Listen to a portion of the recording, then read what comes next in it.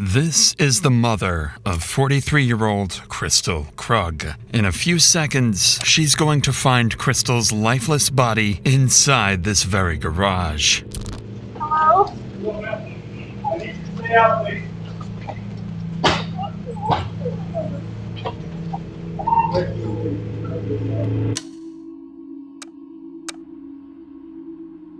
And this is Daniel Krug, the man who killed her. He's heading in for another normal workday, just minutes after leaving his wife's lifeless body hidden in the garage of their own home. Oh shit. Holy fuck. For the last 4 months, this man has been engineering the most calculated homicide plot Colorado has ever seen, creating fake identities, manipulating Crystal's children, and setting up the perfect scapegoat to take the blame. He believes his plan is bulletproof, that police will spend weeks chasing a ghost and eventually arrest someone else for the murder he committed. And despite nearly perfect detective work, his plan works exactly the way he intended. My husband said there was a dude who's been stalking her and threatened to kidnap her. Oh my god, this can't be true. I was the person who attacked her.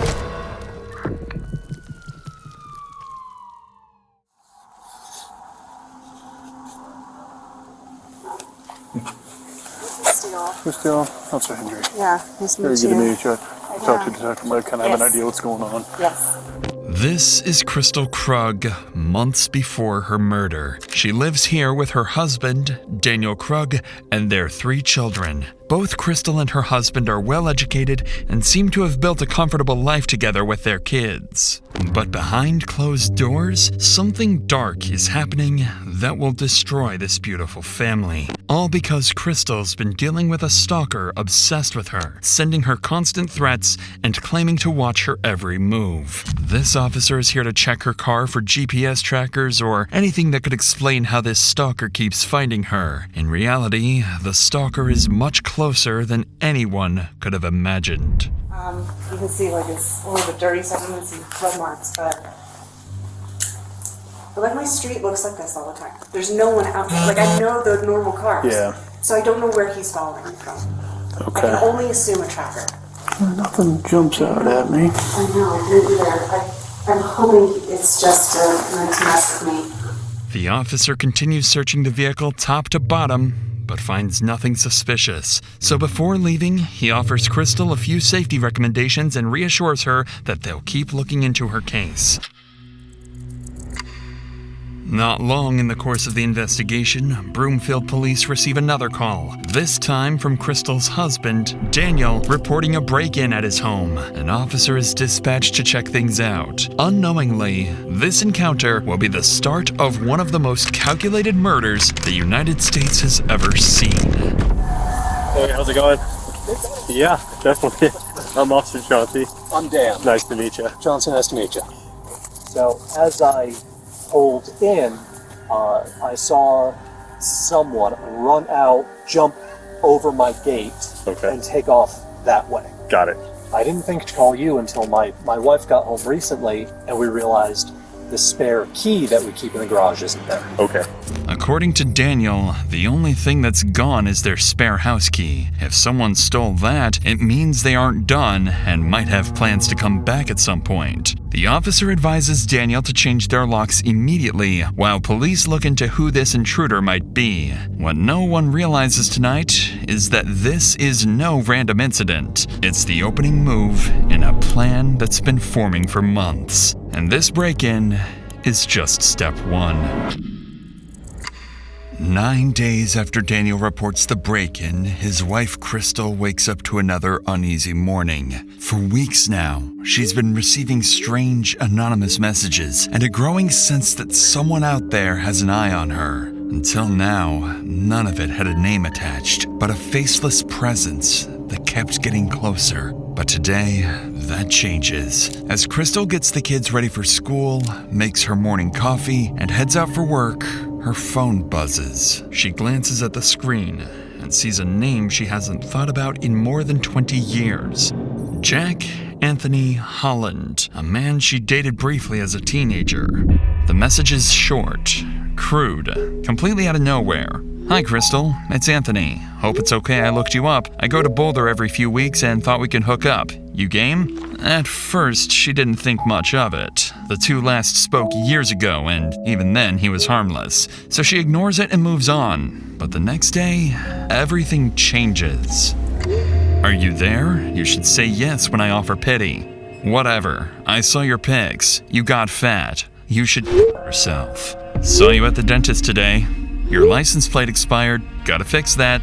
Suddenly, Crystal's fear becomes reality, and she begins living with the terrifying possibility that she's being watched. And now, she's certain Anthony is the one who's been harassing her for weeks. She becomes hypervigilant, installs cameras around the home, dash cams in her car, and starts carrying a concealed handgun everywhere she goes. By late October, Crystal's barely sleeping. She keeps a spreadsheet of her stalker log, documenting every message she gets. Then, almost a month later, a new email from Anthony confirms her worst fears. This your husband? Drives like slow old lady. He needs to drive safe. The email comes with an attached photo showing her husband Daniel at his workplace. Now the stalker isn't just targeting Crystal. He's coming after her family. Crystal realizes she can't handle this alone, so she hires a private investigator to track down Anthony's addresses and digital history. Then, on Halloween night, she calls the police. So, how can I help you tonight? What's going on? Yeah, so I have an ex from a very long time ago who has occasionally found me on social media, and it's never been an issue until this month. So this month, I have received numerous text messages, and then today I got an email that is very threatening, and it escalated to the point that he took a recent picture of my husband at his work location. So the stalking is getting a little too aggressive at this point in time. Okay. So my last contact with this individual was 5 years ago, where I told him I was happily married. I had no interest in what he kept contacting me. He kind of blew things up and then blocked me. I blocked him, haven't heard from him since. After explaining everything to the officer, she documents each detail and forwards the case to the department's investigative unit. Within hours, the file lands on the desk of Detective Andrew Martinez, a seasoned investigator who's worked some of Broomfield's toughest cases, including abductions and violent crimes. Martinez schedules a formal meeting with Crystal for the following week, hoping to get a clearer picture of what exactly is happening and who this Anthony really is.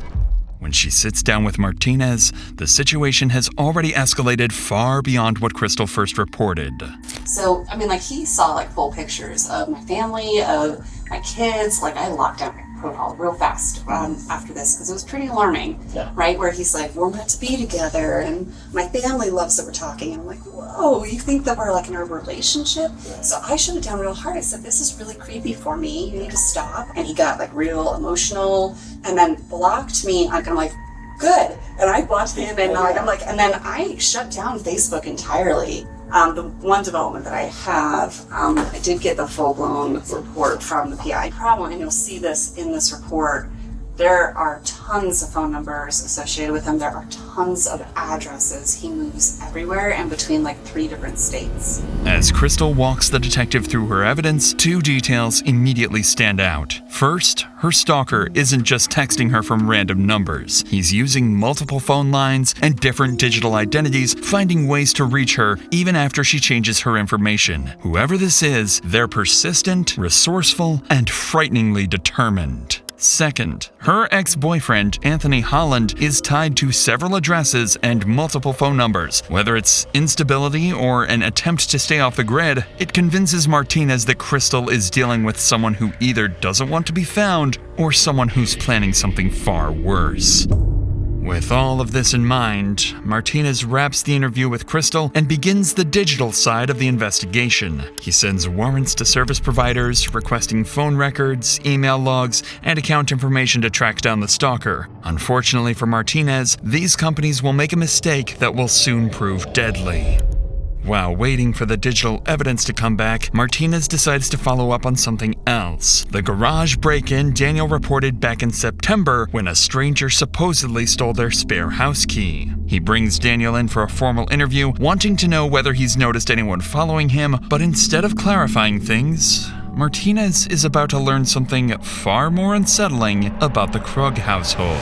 But before we get to that, 2025 is almost over, and we're falling into the same trap again, waiting for January 1st to start something new or learn a new skill. But here's the truth. You don't need a new year to make a new start. Let me tell you about the 2-day live AI Mastermind training by Outskill, happening this Saturday and Sunday, 10 a.m. to 7 p.m. EST on both days. And the timing is perfect because they have their year-end holiday offer going on, so you can get in absolutely free instead of the usual $395. Outskill is rated 4.9 out of 5 on Trustpilot, and this 16-hour live experience by them has been attended by more than 10 million worldwide professionals like you, mentored directly by AI experts from companies like Microsoft and Nvidia. You'll learn how to use AI to simplify your daily tasks, build AI agents that plan, create, and automate your workflows, and gain ready-to-use AI systems for your job, business, or freelance projects. Outskill's learners have launched AI-powered businesses that even built weekly revenue models worth $4,000 to $5,000. Not just that, you'll receive bonuses worth $5,000, including a prompt Bible, a roadmap to monetize AI, and a personalized AI toolkit builder. Seats are limited. Grab yours now via the link in the description. With that said, let's get back to Daniel's interview, where the detective is about to learn something troubling about the couple's marriage.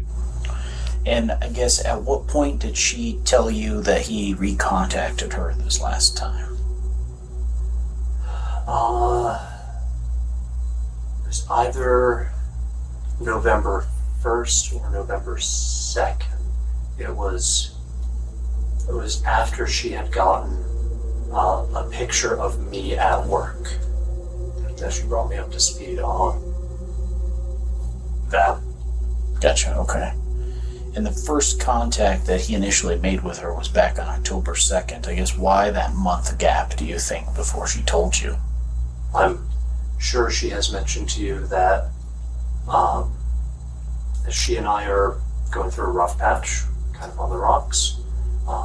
So probably didn't seem that pressing until it was. Sure. And she didn't mention that to me, that you guys were having a rough time currently. Are you guys in the process of separating, getting divorced, or working through things? To be determined. My brother Matthew is a cop, so I have a retractable asp steel baton. Yeah. As I said, not right now, but otherwise it's on me all the time. I sleep with it next to me. I've bought some additional security cameras for the house. So what am I doing? I'm panicking. And I'm doing a shit job of protecting my wife. So I'm not doing good. Yeah, I can see that. So, with that being, I know that Chris Steele, we put her car on a lift on Tuesday afternoon to see if there's any sort of GPS tracking or anything like that. She told me. We couldn't find anything on the car. If Anthony is watching you guys, it's going to be in person from a distance or nearby or however. So that poses an interesting issue in of itself. From Daniel's reactions, it's clear the stalking is taking a toll on him, too. His wife is terrified, his family feels haunted, and he's struggling to understand how any of this is happening. Detective Martinez wraps up the interview, but something Daniel said lingers in the back of his mind. He revealed that he didn't know about the stalking for almost a month, not until Crystal finally showed him the email with the photo taken outside his workplace. So Martinez decides to look deeper into the family dynamic, and what he finds is concerning. He learns that the couple have been going through a rough patch recently. Nothing hostile or dangerous, but they were trying to work things out, doing what they believed was best for their kids and holding their family together the best they could. With how much the stalker seems to know about their lives, Martinez briefly wonders if someone inside the home might be manipulating the situation, and for a moment, he even considers the possibility that Daniel might be messing with his wife as some twisted way of trying to fix their marriage. But that idea is quickly dismissed. There is no evidence backing any of it, and all signs still point to Anthony. Not to mention, Crystal herself is fully convinced her ex is behind the stalking campaign. Throughout November, the harassment continues to escalate with more messages and threats. Crystal continues documenting everything and constantly monitors her cameras. By early December, she finally receives a message that gives her the smallest breath of air. Hey, gorgeous. I can't visit you anymore. No more Colorado time. My girlfriend doesn't want us talking without her. She says you'll let the cops get me after you get rid of him. For the first time in weeks, Crystal and her family feel a brief sense of relief. It sounds like Anthony is backing off, maybe even leaving the state. But in reality, this is just the stalker's final move to make them drop their guard before he strikes. The day starts like every other day. Daniel leaves for work while Crystal heads out to drop the kids off at school. During those minutes, someone approaches the front door, tapes over the Ring doorbell camera, and slips inside the house. Minutes later, Crystal drives back home, pulls into the garage, and steps out of the car. She has no idea someone is waiting for her inside, and the moment she closes the car door, he attacks. The stalker strikes Crystal in the head, stabs her, and leaves her bleeding on the floor. After months of plotting, this is the moment he'd been waiting for. Later that morning, Daniel tries calling Crystal from his office, but she doesn't answer or respond to texts. Hours pass, and there's still no sign of her, so Daniel finally decides to call police. Springfield Dispatch is meeting. Hi there. My name is Dan Krug. I don't think this is an emergency, but this feels really weird. Okay. My wife isn't responding to text messages or phone calls. Okay. We've had threats against us. We have both been targeted by a stalker. Okay. Threats have been made against my life. Okay. And threatening to kidnap her, which is why I'm nervous that she's not answering me. Within minutes of Daniel's call, an officer is dispatched to the Krug residence to check on Crystal. At the same time, Daniel also calls Crystal's mother, asking her to go check on her daughter, sending her straight into the worst moment of her life. While she makes her way there, the officer reaches the house first. Hello. Oh, I'm their neighbor, and they called me. They're like, can you go see if she'll answer the Oh, yeah, he sent us as well, so. Yeah, I'm like, I don't know. Just next door? Okay. All right, well, you got this. Alrighty, man. Appreciate it.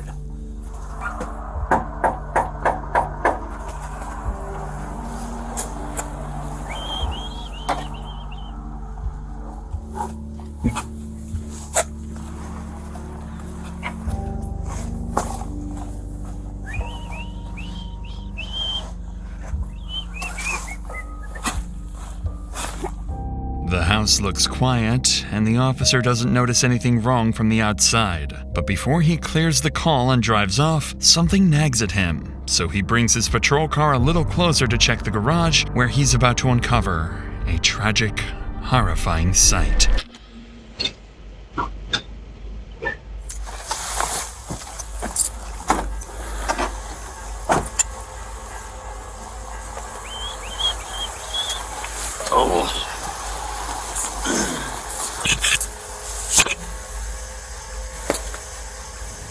As the officer leans in for a closer look, he spots a body lying on the floor, motionless, with blood smeared across the wall.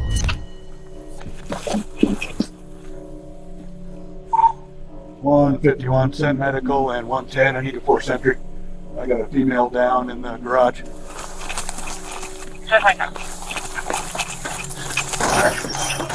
Brookfield Police! Brookfield Police! Oh, shit. Holy shit. The officer steps into the garage to find Crystal with what looks like a severe head injury, so he immediately begins performing CPR, working on her for several moments with no success before opening the garage door to give medics access. But instead of paramedics, someone else soon arrives. Garage is open now. Hello? Hello, ma'am. I need you to stay out, please. Okay.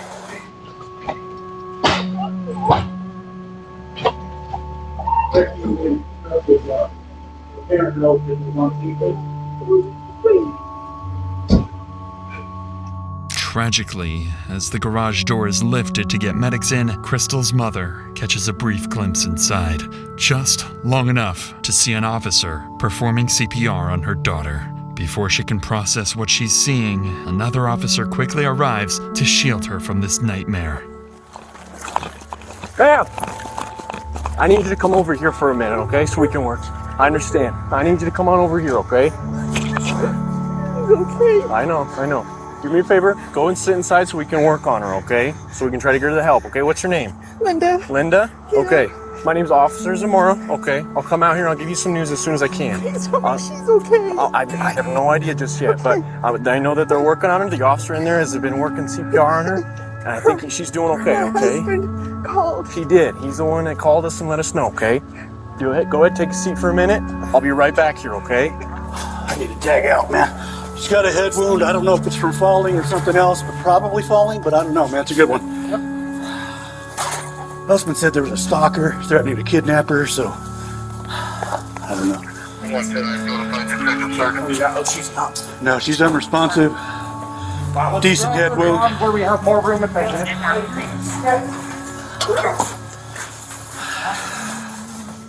While medics continue working on Crystal inside the garage, an officer stands outside reassuring a distressed woman who's just arrived, unaware that this is Crystal's mother. She's shaken and terrified by the horrors she witnessed inside the garage. Linda would later learn that none of this was random, and finding her daughter like this was always part of a twisted plan. Back inside the garage, medics keep working, still trying to revive Crystal, not yet aware of the fatal wound hidden beneath her clothing.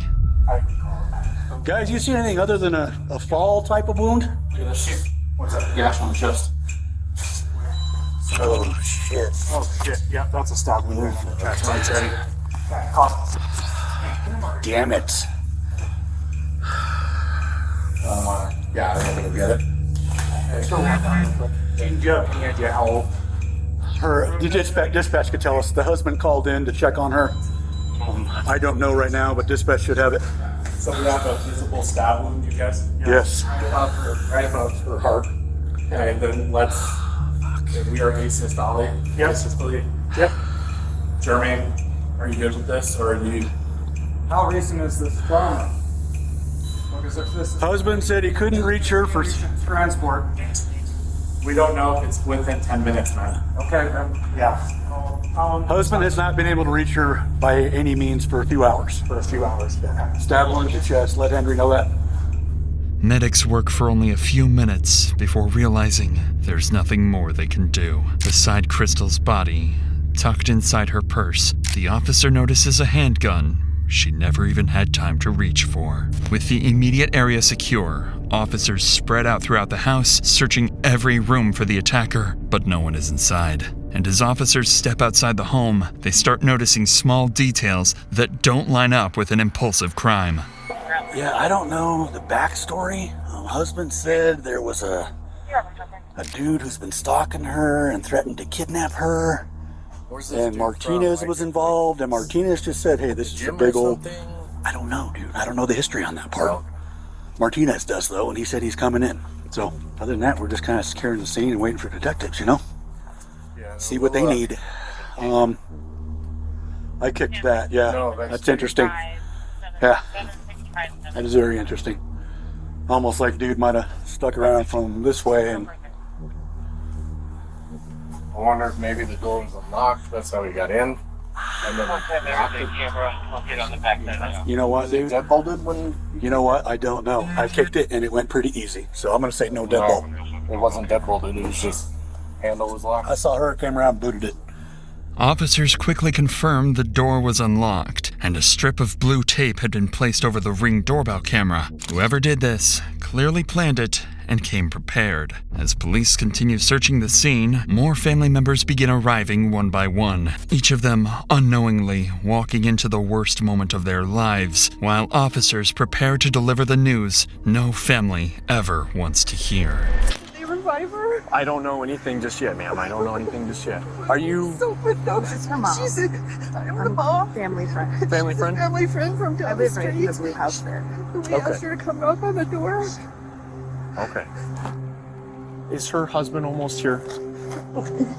Is he? Is she gone? We want to give you guys all the information all together. Okay. We don't want to have to repeat the information over and over for you guys to continue anything, so. He said he was on. What did he do to her? No. They won't say. They won't say. I'm trying to figure it out. Oh my gosh.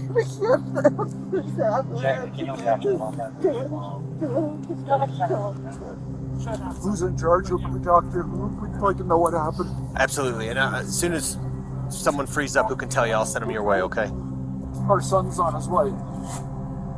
Is this your daughter, sir, or your daughter-in-law? That was my daughter. It's your daughter, and so her brother's on his way. Yeah. 121, copy for me,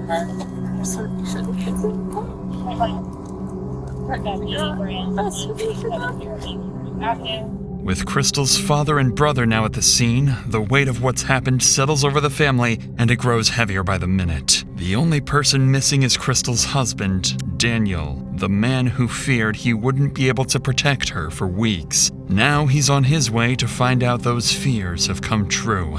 As they wait for him, detectives arrive at the scene and begin coordinating their next steps to hunt down whoever did this. Little do they know, the killer they're looking for is still in the area, much closer than they think. So I pulled my car around to the garage just to see if her car was in the garage, and I immediately saw her at the base of the stairs, blood smear on the wall, and I came around and booted the front door. It turns out it wasn't locked.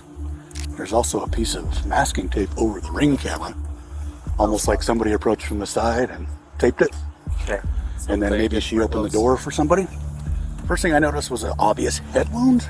They noticed after tearing the shirt and everything off, she had a good stab wound right there. So that's what we got. Husband should be here any minute. Okay, so I need another detective up here to start working with canvassing. I need you to stay here, and Martinez is coming here, so he'll be good with that. I want you and Martinez to work on this. I'm going to give... Martinez was working on the stalking before. Yeah. Here's the thing. Well, we got to be careful of it. We have to be careful. We don't know. Anybody that's here is still suspect, so we need to be sure that we stay focused on that. Yep. As investigators discuss plans to interview Crystal's family and her husband Daniel, he arrives on scene, cutting the conversation short. And right away, he makes it clear to everyone that he's nothing more than a devastated victim, overwhelmed by what's happened to his wife. Okay, I need you to stay back, sir. I understand. I need you to stay back here. Family's over here. Family's over here. 703. Roll over. Trenches.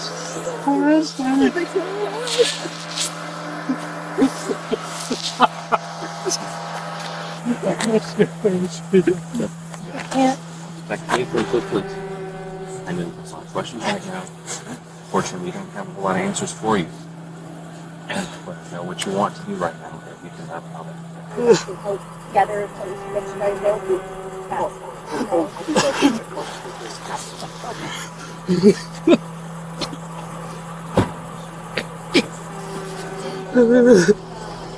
He's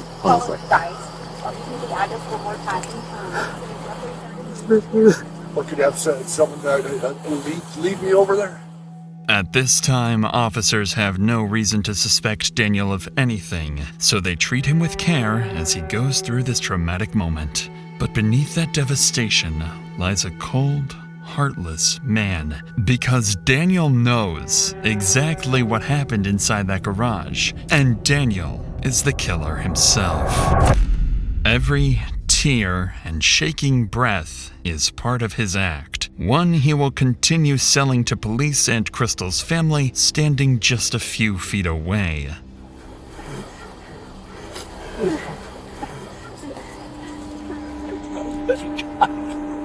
I didn't protect her. I was the person who protected her. Let them know about, and they're going to talk to her. They're not going to say, nobody says anything. They're just going to tell her that we don't tell. This is a family matter. We're just going to figure out a reunification. I didn't protect her. Just make sure that transportation. As this tragedy unfolds, Crystal's mother embraces Daniel, trying to comfort him, having no idea the man she's holding is the one who murdered her daughter. Unfortunately for officers, the hardest part of the job still isn't over. As the family grieves outside the home, a detective is sent to the school to pick up Crystal's children, who still have no idea what happened to their mother. When the detective finds Crystal's eldest daughter, she's already shaken. She's been watching the live camera feed on her phone and saw enough to know something terrible happened. But what she tells the detective next is what truly alarms her. Her mother's stalker has been hinting at something far darker recently, and he might have deadly plans for the rest of the family. My phone notified me of my house cameras going off. There was police at my house and an ambulance, and there was a stretcher. I couldn't bring myself to see who was on the stretcher, Okay. so I call my mom and dad. My dad picks up and he's crying. They're probably about 7 minutes away. Okay. I'm not gonna lie, something happened. Okay. That's why you're here. Okay. So you know what's going on? I do, but I can't. I'm not going to tell you, okay? Because we're still actively investigating what's going on out there. So I don't want to give you wrong information. That's the last thing I want to do, okay? What has been going on at home?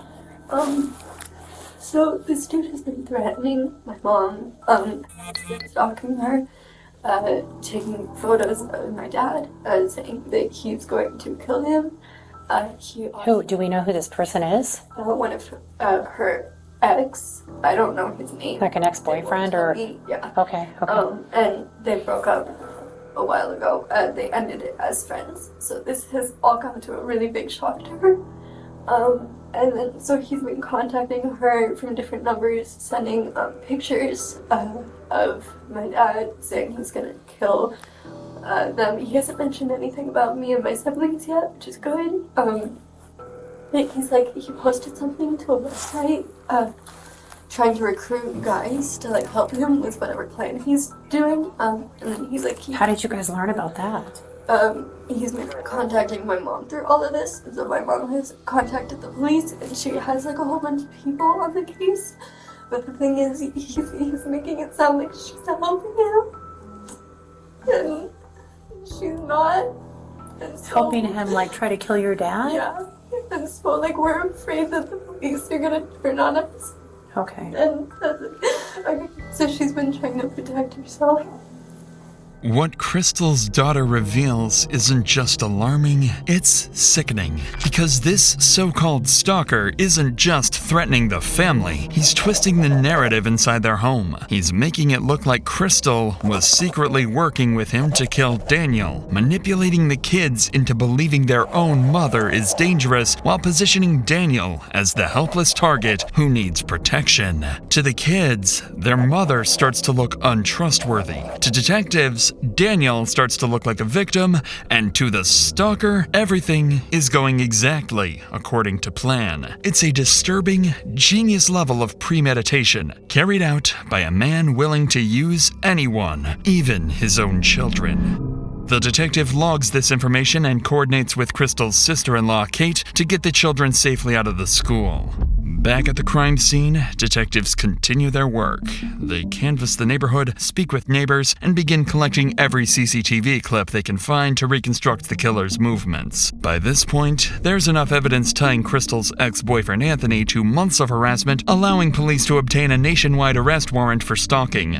Departments across the country are notified to be on the lookout for him. Additionally, with a homicide on their hands and a killer on the loose, investigators can escalate the case and issue exigent circumstances circumstance warrants to service providers to finally speed up the digital data they've been waiting on. If Martinez received those files weeks earlier, things might have been very different. In the meantime, Daniel, along with the rest of the family, is taken to the police station for formal interviews. At this stage, it's standard procedure, and investigators are simply looking to collect statements. But about 2 hours later, when detectives finally sit down with Daniel, his routine interview will begin to take a very different turn.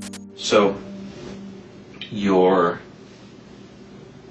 home security system, you access that through your personal phone? Google Nest. That's Google Nest, okay. This fixing me. Okay. Just a home. Home. Okay. So I have your permission to operate this phone and get what we need? Yeah. Okay. Yeah. So how many different cameras do you have? 4. Doorbell. Side of the house, driveway, back door. How long have you had it? Doorbell, a couple years. The others, all since September. We had an intruder. I called the police. He came when we had a garage intruder.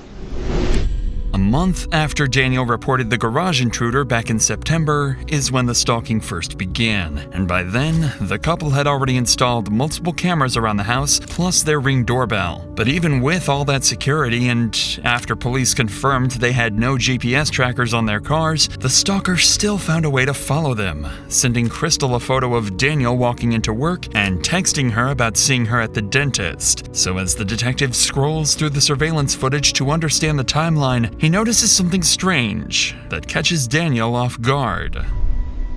So when do your cameras go off? Do you ever have them set to turn off? 24/7. Okay. They don't turn off. If you lose internet or in the app, you can turn them off. And who has the ability to turn off the cameras? Who has the ability to go in the app and turn these off? Christine, me, and God, it's all right. It's all right, Dan. Home shows all 4. Oh, and perfect. Home. I can settings. Okay. Oh, just us. Just yes. Okay. The detective's question here isn't by chance. It's prompted by something peculiar he noticed on the surveillance app. All of the home's cameras shut off at 8:15 a.m. and they stay off until 10:15 a.m. Only the camera pointed outside the garage remains active during that entire 2-hour window. This instantly narrows the murder time frame to those 2 hours. Just then, Martinez finally arrives at the interview room. He's the lead detective who's been handling Crystal's stalking case for months, and now that case has become something far worse. He sits down with her devastated husband, feeling the weight of the loss they both couldn't prevent. They didn't save Crystal, they couldn't protect her, and now they're here, mourning her loss, trying to piece together what happened. I did that, girl. It's not your fault. I was supposed to protect her. It's not your fault. I'm sorry I didn't answer. I actually wasn't in today. As Daniel breaks down, something catches Martinez's attention. Daniel is crying, but there are no tears. The detective finds it strange and more than a little concerning. Wanting to probe deeper, Martinez asks for a moment alone with Daniel to see what's really going on beneath the surface. And the moment he starts asking questions, things get heated, fast. I know you said that you don't think that there was somebody else. She said. Okay. Why do you keep asking? I'm just trying to put everything together to kind of get a bigger picture, because you said that she's been acting kind of weird lately and, being very secretive, and withholding of information for you. So I'm just trying to understand, I guess, so we can backtrack what she's been doing this past month. Martinez's question here is telling of what he's thinking. He's not ruling out Daniel as a possible suspect. After all, the couple were going through a separation period, and this is meant to probe whether jealousy or something else could have played a role in Crystal's death. Sensing the tension in Daniel's response, the detective decides not to press any further. But as they step out for a quick break, Daniel says something that makes it obvious he struck a nerve. I've seen enough movies. It's always the husband. I get it. After detectives collect the initial information from Daniel, his children finally arrive at the police department. They still don't know what happened to their mother, only that something is very, very wrong. Daniel is notified of their arrival and given a choice. Should he be the one to tell them, or leave it to officers and Crystal's family? Instead of letting someone else deliver the news, Daniel insists on telling them himself. A decision that appears compassionate on the surface, but underneath, it's a way for him to control the narrative and shape how his children see him, even in a moment of tragedy. Following this, investigators sit down with Crystal's family to begin their interviews, and this is where things start to take a concerning turn. Up until now, the case seems straightforward. Crystal has a stalker, her ex-boyfriend Anthony. That stalker killed her. Find Anthony, and you find Crystal's killer. But once detectives start speaking to Crystal's parents, brother, and sister-in-law, things become far more complicated. And what they learn next will force them to reconsider everything they think they know about Crystal, her marriage, and even her stalker. So your understanding, I guess, of it's the ex-husband who's been kind of... It's not about husband, it's an ex-boyfriend. Ex-boyfriend. From when she was 18 years old. Okay, gotcha. Can you think of any, I guess, recent, has he reached out to you? Have you seen any... No, he's never contacted me. I know the restaurant told me that he had messaged her again 2 days ago or so. Let her know that he was ready to come back, and so she can go ahead and offer her husband now. Make it look a little like she was in on this whole deal with killing her husband, I guess. Do you think there's anything doesn't feel right, doesn't seem right, something that, I don't know, you just feel like might be important to our investigation? I don't know, I know that Crystal was very concerned and worried about this guy, and I just always felt like it was there was something weird about it, but I can't put my finger on it. It just, I feel like she had said that it was this Anthony guy, that it seemed very different than past behavior in him, that he was never sexual in the past, and that these were very hypersexual things. And so I think even at one point she was questioning whether it was actually him. I don't know if you necessarily know anything any more about that, but they also just kind of mentioned you guys are kind of close, and just see if maybe some sort of insight on that at all. Insight on their marriage? Or just, was there issues going on? Were they having problems? Was there, kind of anything that was kind of... She had shared with me that they had separated. Okay. But were still living together a year ago. And I had asked her if she, over text, if she had, if she believed that it was Anthony. But she didn't believe, at the time that I was asking her, that it was anybody but Anthony. She was fully convinced that it was Anthony. Okay. My mom has always been suspicious, and I just don't know where that comes from. Okay. Can you elaborate on that? Suspicious how, or... My mom? Yeah. Suspicious. I don't know, because she... the difficulty finding Anthony. Why is it so hard to find Anthony? Why can't there, cell phone records or IP stuff? So my mom had that frustration, and so I think her mind starts to wander towards conspiracy type things, right? Of oh, maybe it's the husband, or maybe it's Dan, and I don't know. I don't see it there just because, I don't know. Dan just seems so incapable of doing something like that to me. Why do you say that? I don't know, I talked to him, and him and I just hung out and talked for 2 hours. And he was very concerned about getting his family together and talking about being vigilant but not paranoid. Even though Crystal's brother Lars sounds skeptical of his mother's suspicions, she isn't exactly wrong, as, on the surface, it makes no sense that Anthony couldn't be tracked down for months. Lars would also go on to explain that Crystal and Daniel saw their marriage very differently. Crystal wanted out, Daniel didn't, and the family seemed to view their relationship as dysfunctional but not violent. But listening to these statements, one thing becomes very clear. Every family member felt that something about the stalker was off. There was a shared intuition they couldn't quite articulate, and when detectives sit down with Crystal's mother, she makes that suspicion very clear. I know you said, and I kind of learned on seeing that she was married, had 3 children. Her life was hell when she left Munson last year. Her husband and her were not in good terms. He was in complete denial. She'd tell me how he was. Did she ever give you insight on what kind of led her to feel like her marriage was over, or? Dad is explosive, but I've never seen him, hurt her. He would hurt the kids, but, some people think the corporal punishment is okay with kids. But he would hurt the kids. She was worried about that. But I don't want to say it's a dad. But she told me he was in denial, that she told him his marriage was over, but she would stay until graduated. I have this, just a gut I can't shake with him. What's that feeling telling you? I can't shake this question. Is he the one that's been doing this with Anthony?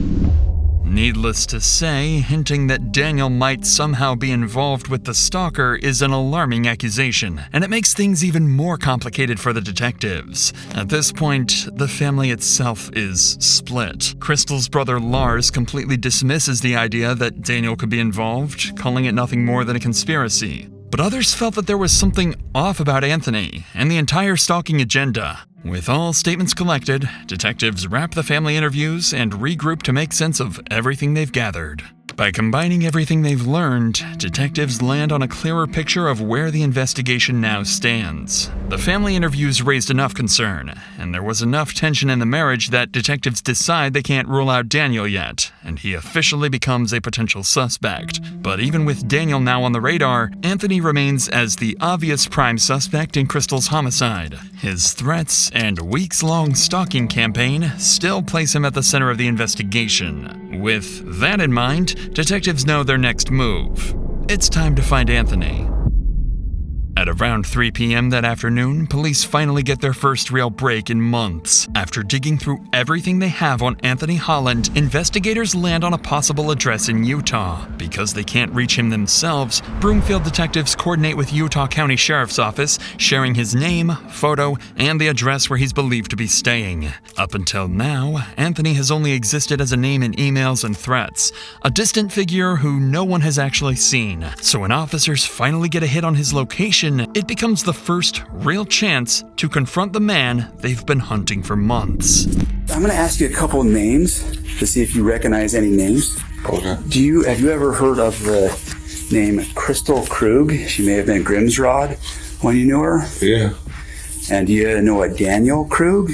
No. No? How do you know Crystal? She was an ex-girlfriend. She's an ex-girlfriend? How long's the ex? Like how long ago? 1999. Oh, so like a long while ago. She was my very first girlfriend ever. Oh, okay. Yeah. When's the last time you talked to Crystal? Has it been a minute? It's been a minute, yeah. Like since you moved from Durango? Yeah. Yeah. So that would have been what, back in 2014? Yeah. Have you had any contact with anybody in that area since? Anybody, or have they contacted you at any time? No. I'm going to give you a phone number, and it's to a sergeant with the Broomfield Police Department. Okay. He would like you to reach out and talk to him. All right. They have an incident. I don't know the full details of their incident out there, and so I'll let him talk to you about that aspect.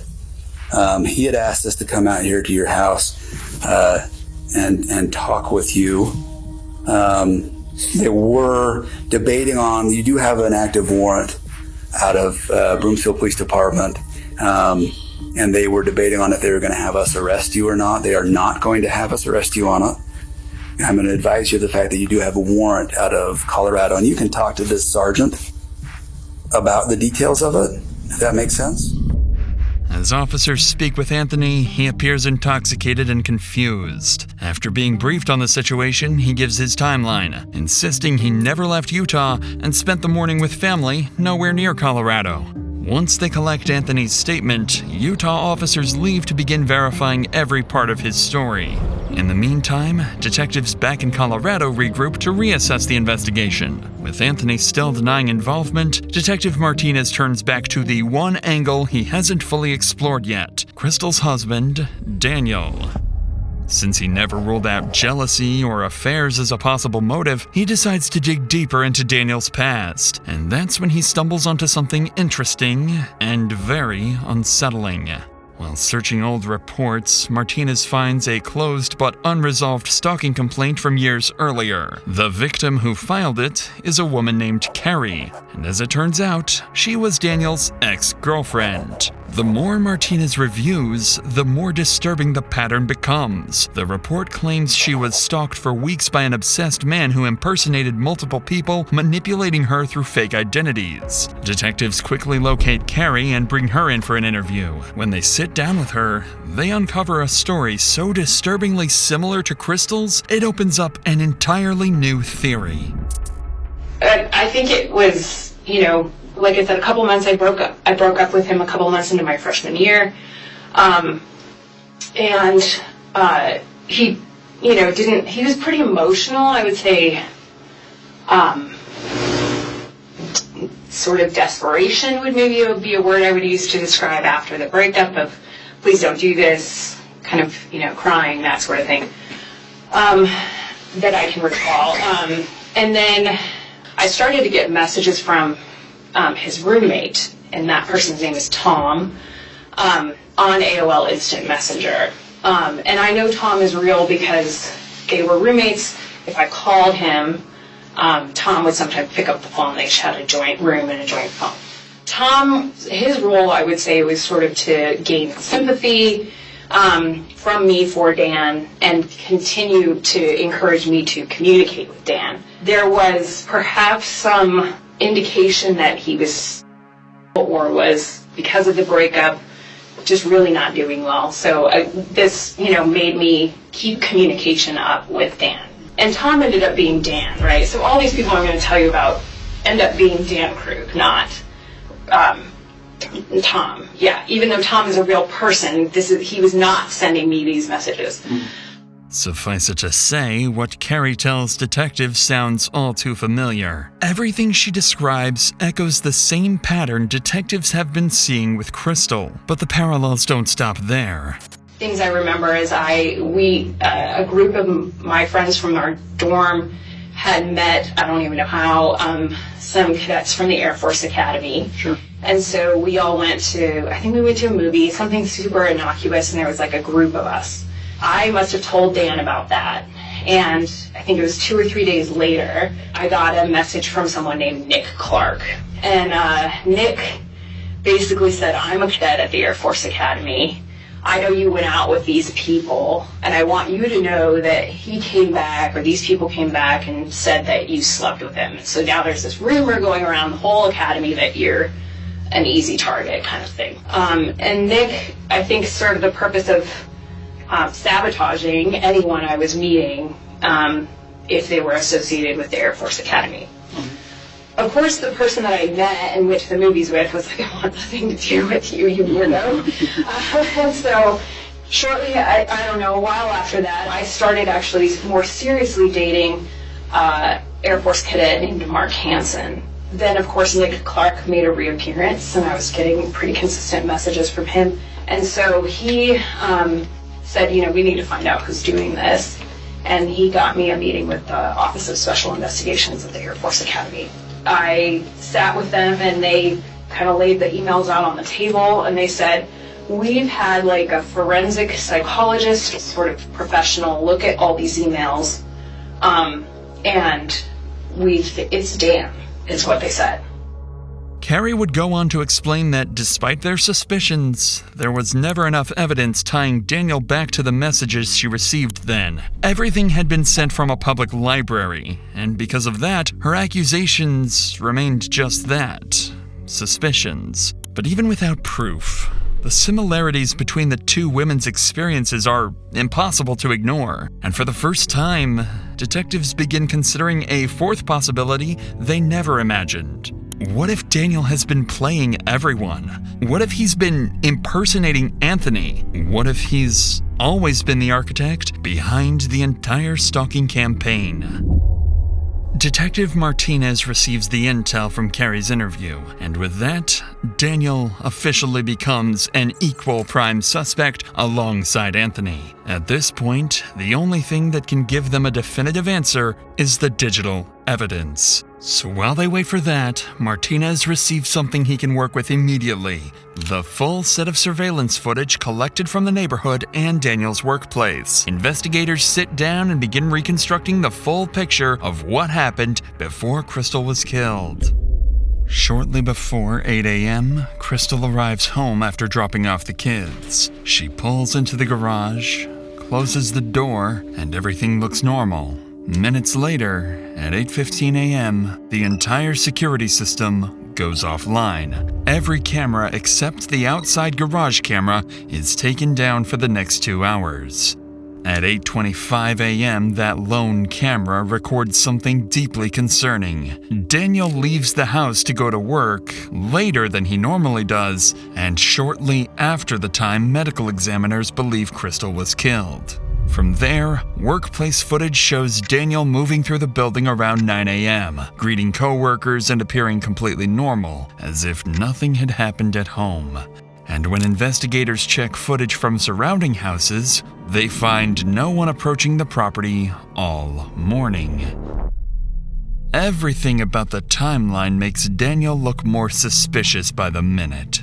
With all these new developments, detectives bring Daniel back in for another interview. He walks in expecting routine procedural follow-ups, completely unaware of how much has changed since the last time he sat in this room. This is when Daniel's months-long, carefully crafted plan begins to crumble. This time, Detective Martinez walks in with a completely different energy than before. He's no longer feeling Daniel out.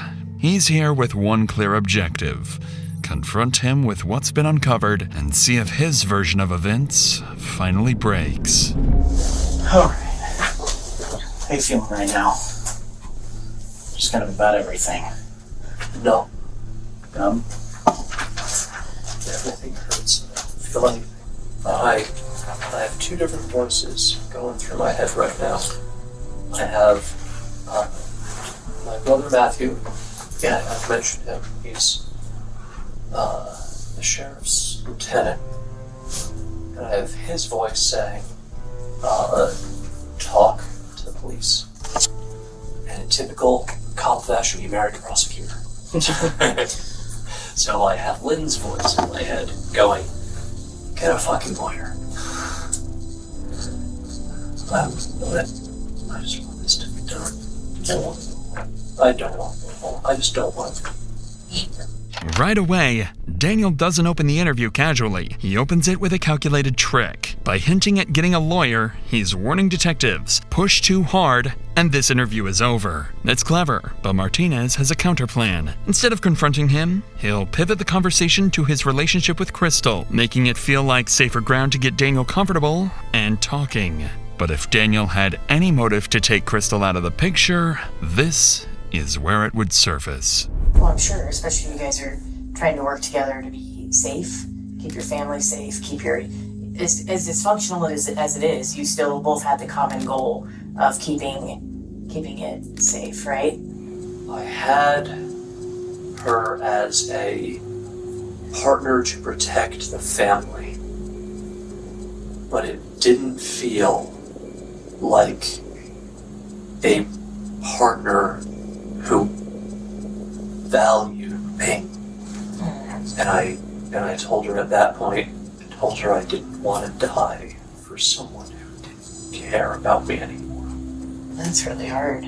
I was hurting when I said that, and what I wanted was her to say she cared about me. She did. Although Daniel is being honest about what was going on in their marriage, to detectives, moments like this only add to their suspicions. Resentment, rejection, a failing marriage, these are all things that, in the wrong circumstances, can turn into a motive. And this is exactly where the interview takes a sharp turn. What Daniel doesn't know yet is that since his last interview, detectives received something they kept secret for this exact moment. One of the tech companies finally responded to their urgent warrants and provided some of the digital data they needed. And as it turns out, the emails the stalker had been sending, the messages that terrorized Crystal for weeks, were coming from somewhere much closer to home. One of the things that we really started looking into today in an effort to find Anthony is the Gmail.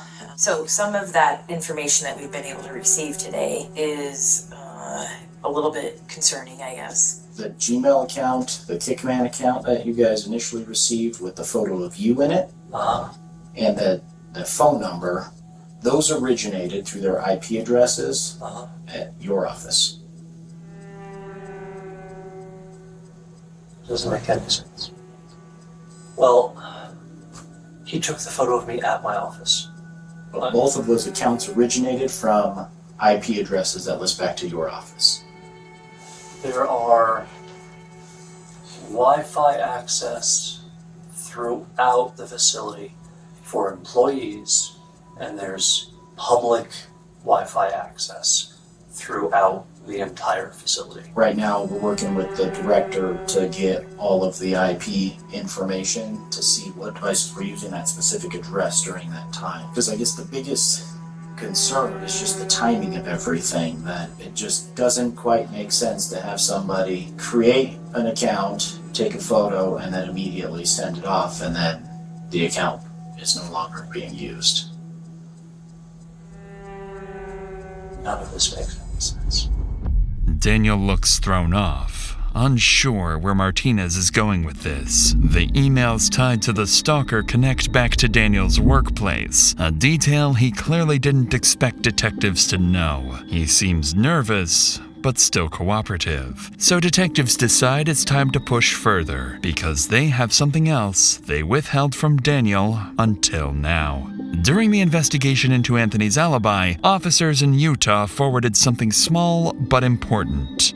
A time-stamped shopping receipt placing Anthony in Utah that morning, miles away from Colorado at the time Crystal was killed. Martinez and his partner decide it's the perfect time to see how Daniel reacts when they push him directly and force him to confront the possibility that he might be the stalker.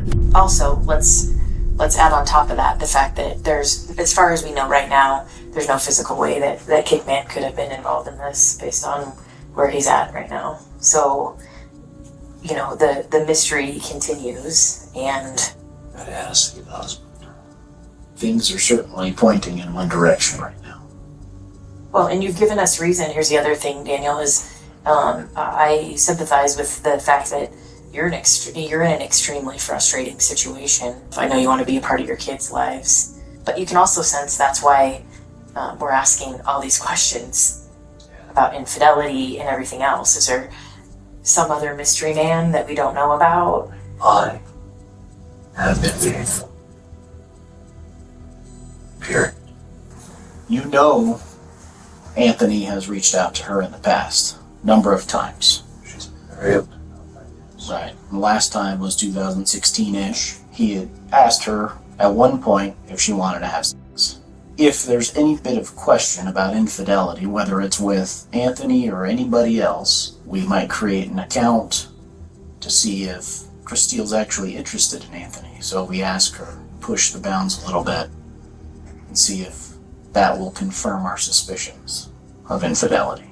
You don't get the response and the openness you once did for about 28 days, from October 2nd to October 31st. So you amp it up a little bit, send a photo of yourself to her, an account you created. I get the narrative you're putting together, but it alleges that I would do this to my children. But I think ultimately what happened today would bring you the closest to your children that you've probably ever been in your mind. I'm very close to my children. You're afraid to lose time with them if you get the divorce.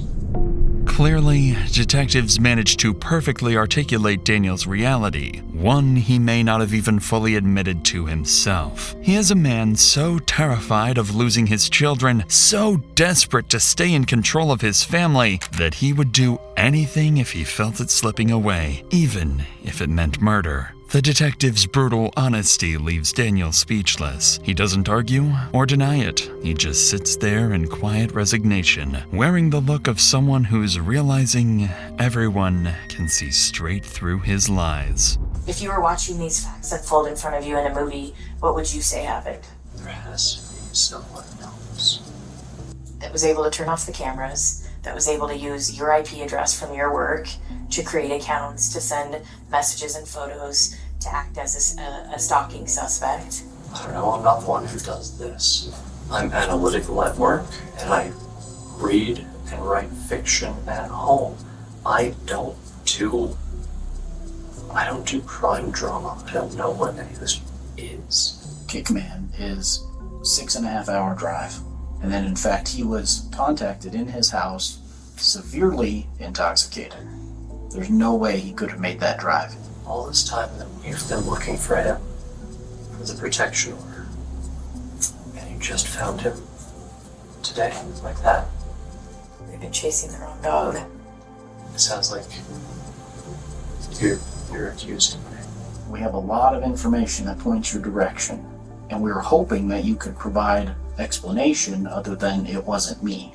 I don't have a narrative or a story that I can offer you, because I thought we were on the same side.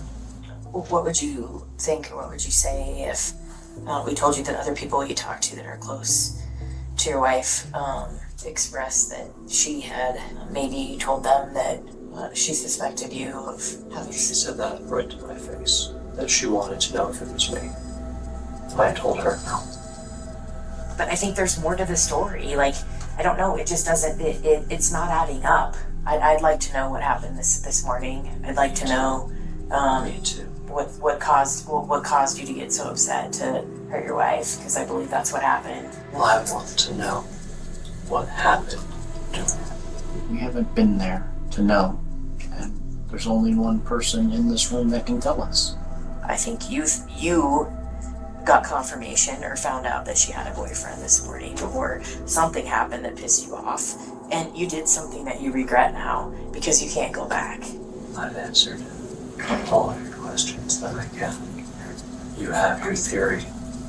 Please find the right one. You're done. As calm as he's been this entire interview, Daniel finally decides he's had enough and drops the act. His story has crumbled. Detectives see straight through his lies, and he knows it. With nothing left to cling to, Daniel quietly asks for an attorney, and the interview comes to an end. Even though he continues insisting he's innocent, there's one detail Daniel admits on his own. One no one even knew about until now. Crystal herself confronted him about being the stalker. Hearing that from Daniel's own mouth hits Martinez hard, because to him, that sounds like the kind of confrontation that could have pushed everything over the edge. But without hard proof, detectives can't yet say Daniel is truly responsible. So with the interview over, Daniel is processed for physical evidence and escorted out of the police station. But before he leaves, he turns back and tells detectives one final thing. I won't be the one who did this.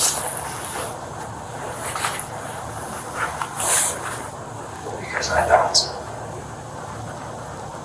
You don't believe that?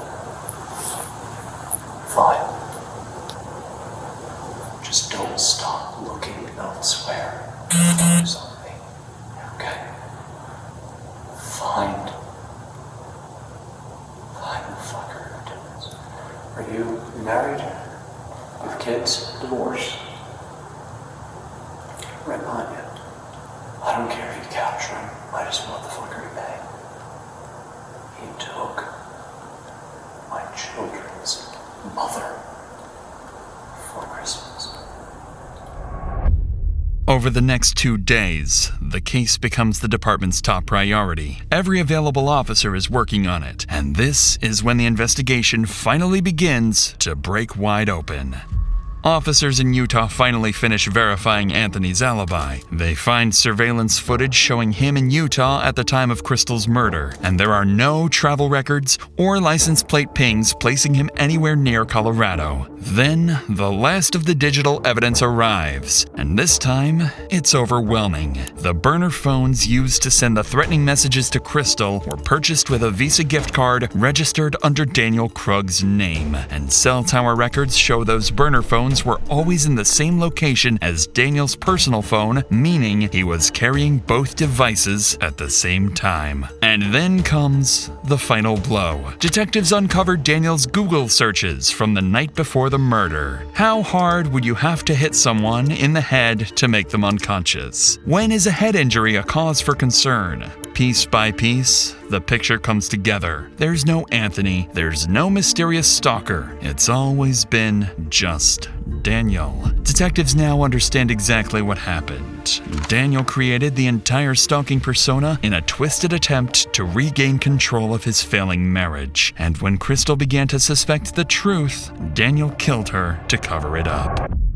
On December 16th, an arrest warrant is issued for Daniel Krug. Officers are dispatched immediately, finding him on his way to his daughter's dance performance. As patrol units close in, Daniel's movements strike them as suspicious. He appears to be heading back towards his car, and officers believe he may be trying to get away. This is a detective. Get him out. Go. On the island.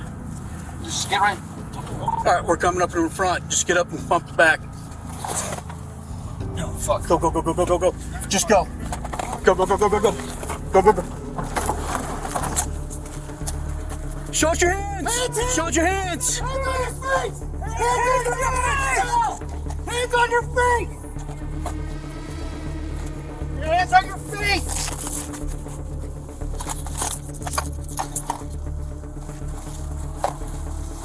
Under red. Daniel Krug is taken into custody without incident. In the weeks that follow, police finish their work. The digital forensic evidence, the surveillance timeline, the phone data, all of it leads back to the same person. Investigators become certain that Daniel Krug acted alone. He created a fake stalker, framed an ex-boyfriend, manipulated his wife, his children, and law enforcement.